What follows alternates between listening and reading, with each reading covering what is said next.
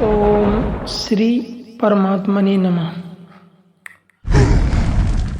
तो आज का प्रश्न है शरीर, मन और आत्मा या परमात्मा का स्वरूप क्या है और शाश्वत शांति और शाश्वत सुख की प्राप्ति जीवन में कैसे हो।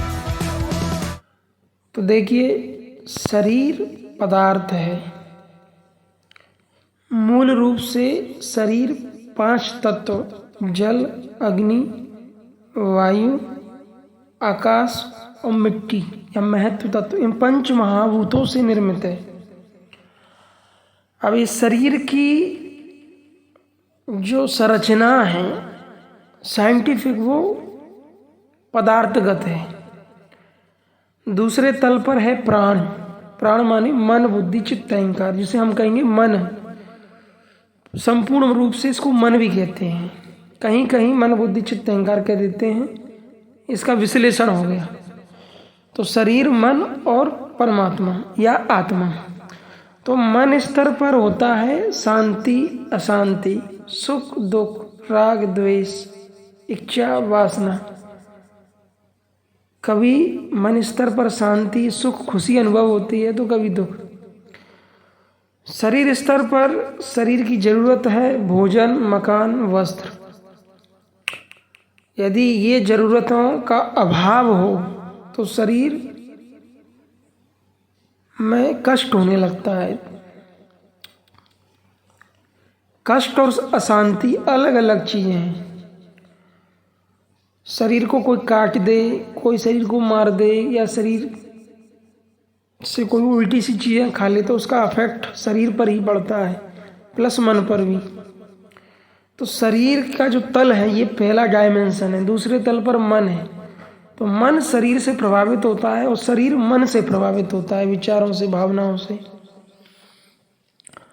तो शरीर को वस्त्र ना मिले, पीने को जल ना मिले, पानी या खाने को भोजन ना मिले, रहने के लिए अनुचित व्यवस्था ना मिले तो शरीर को कष्ट होने लगता है, शरीर रोगी होने लगता है, शरीर क्षीण होने लगता है। मन को शांति देने के लिए लोग संगीत सुनते हैं, लोग कुछ और करते हैं। लोग मन स्तर पर जब ऊब जाते हैं तो कोई शराब पी रहा है, कोई ताश खेल रहा है, कोई कुछ कर रहा है। संसार में लोग क्या करते हैं? कोई ताश खेल रहा है, कोई शराब पी रहा है, कोई मन झगड़ा कर रहा है। अभी रूस यूक्रेन वॉर हुआ, युद्ध, तो लोग बड़े उत्साहित हो गए। लोगों के चेहरे में चमक आ गई, रौनक। रोज न्यूज पढ़ना, रोज डिस्कशन करना, जैसे कि मन उससे जुड़ गया।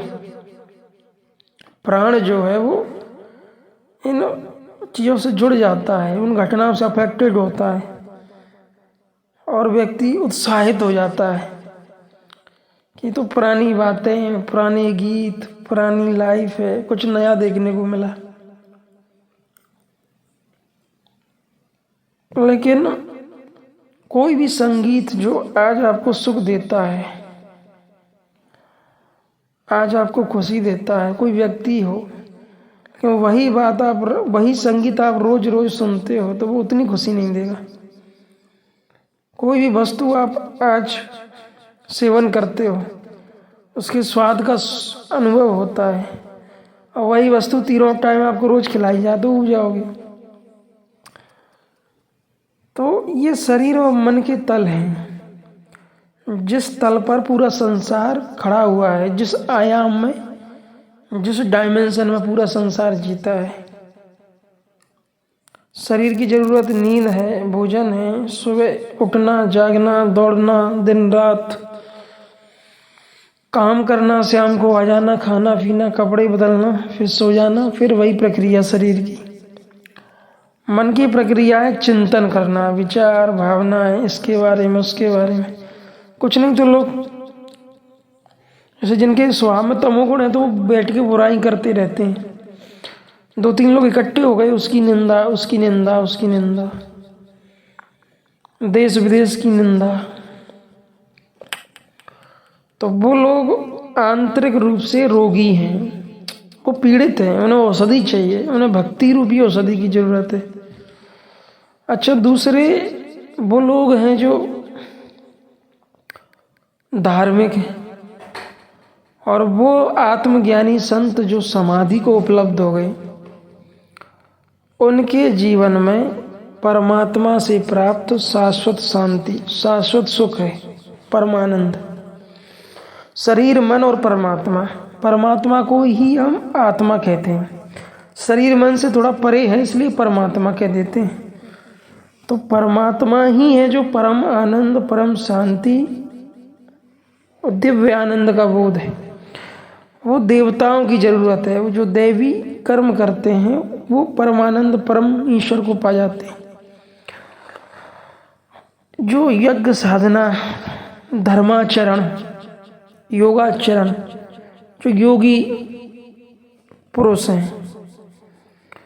दूसरे पहले डायमेंशन में शरीर है, शरीर की क्रियाएं हैं, शरीर की ज़रूरतें हैं। दूसरे डायमेंशन में मन है, मन की अंदर भावनाएं हैं, विभिन्न प्रकार के विचार, विभिन्न प्रकार की भावनाएं, ज़रूरतें, चाहतें।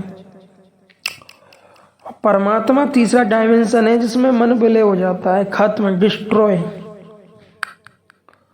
और मन खत्म होने पर ही शाश्वत परमात्मा की प्राप्ति है, शाश्वत धाम, शाश्वत शांति, शाश्वत स्वरूप।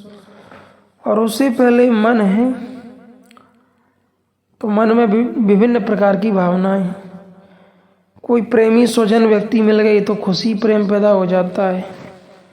और दुष्ट लोग मिल गए तो अशांति, दुख होने लगता है।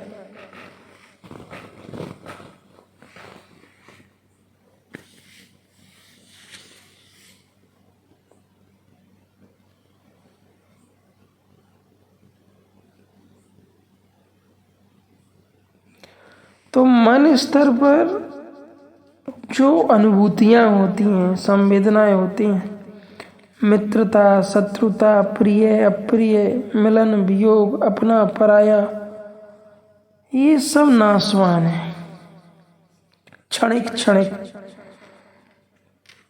शरीर में जो इंद्रियां हैं उनसे मन जुड़ता है तो क्षणिक क्षणिक अनुभव करता है। थोड़ा सा भोजन मिला, क्षणिक सुख। कोई अच्छा प्रेमी मिल गया, क्षणिक सुख। कोई शत्रु मिल गया तो क्षणिक दुख।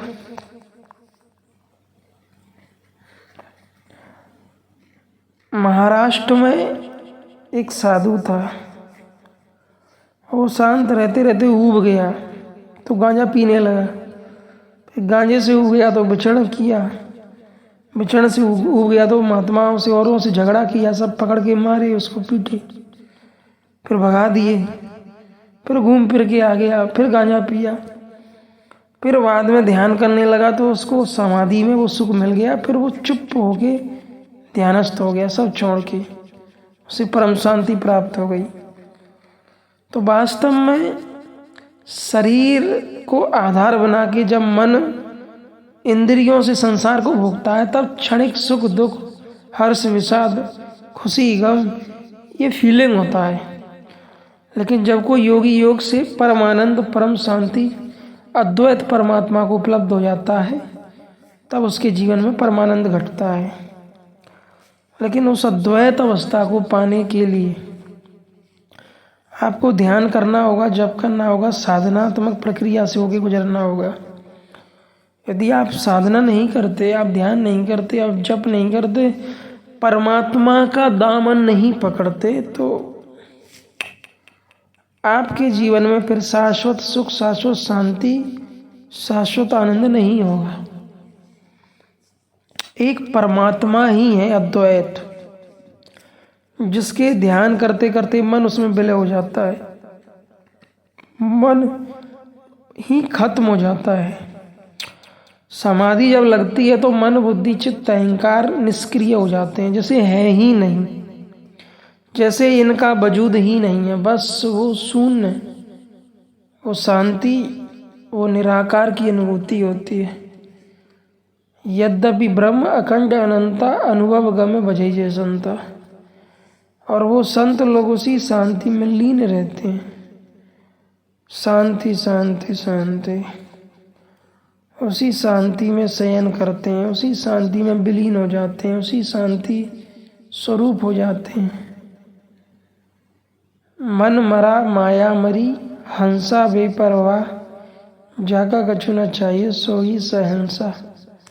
जो योगी उस अद्वैत, उस परमात्मा को पा गए, जिनका मोक्ष हो गया, निर्वाण, फिर उनके जीवन में शांति है, फिर कोई ऊवन नहीं है, क्योंकि वो उससे आगे फिर कुछ है ही नहीं। जीवन का चरम लक्ष्य, परम लक्ष्य, परम उद्देश्य यही है। इसी को बुद्ध ने, भगवान बुद्ध कहते हैं, निर्वाण संस्कार छे।